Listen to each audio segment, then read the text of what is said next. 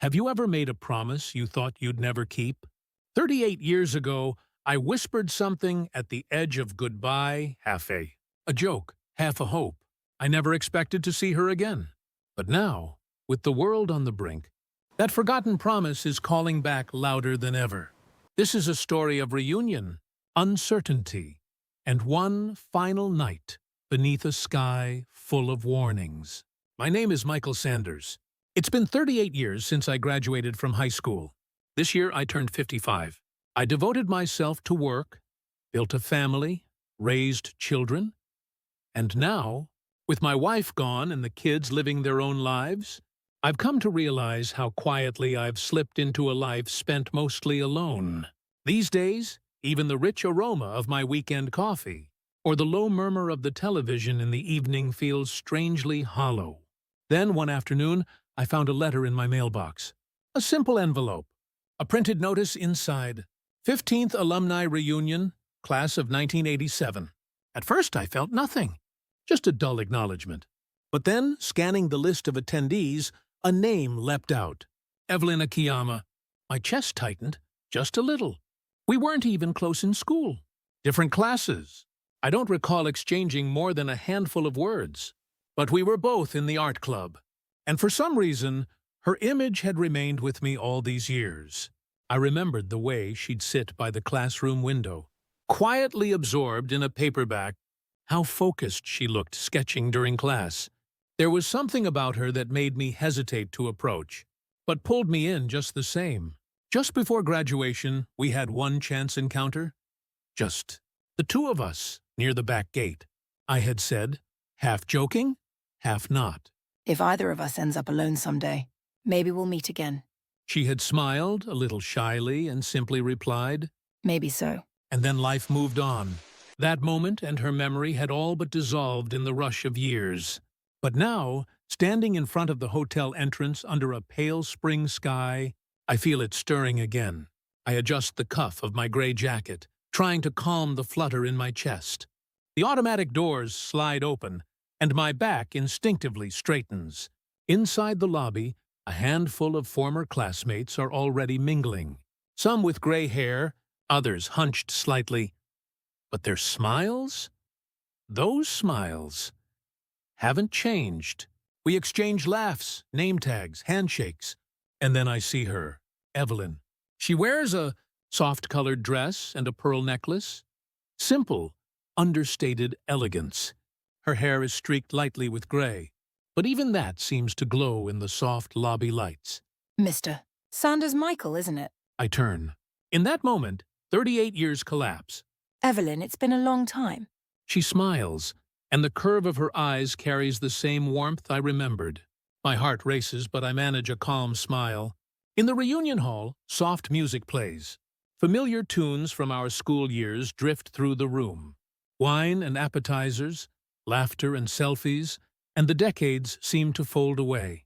I find myself glancing at her often, and each time I notice, she's looking back. When our eyes meet, we smile. No words needed. And in that quiet connection, something blooms. Not youthful passion, not nostalgia, but a slow, gentle warmth. By the time someone announces the after-party, I've had enough wine to feel the courage stirring inside. I approach her. Would you like to take a little walk outside? She blinks in surprise, then gives me a soft smile. I'd love to. Spring air carries a chill as we step out into the night.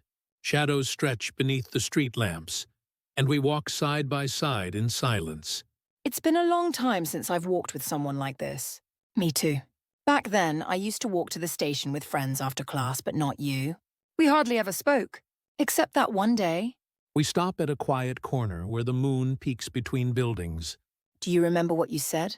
That day by the back gate? Yeah, I nod. It sounded silly at the time, but I never forgot it. Neither did I. It stayed with me. I feel something tremble inside.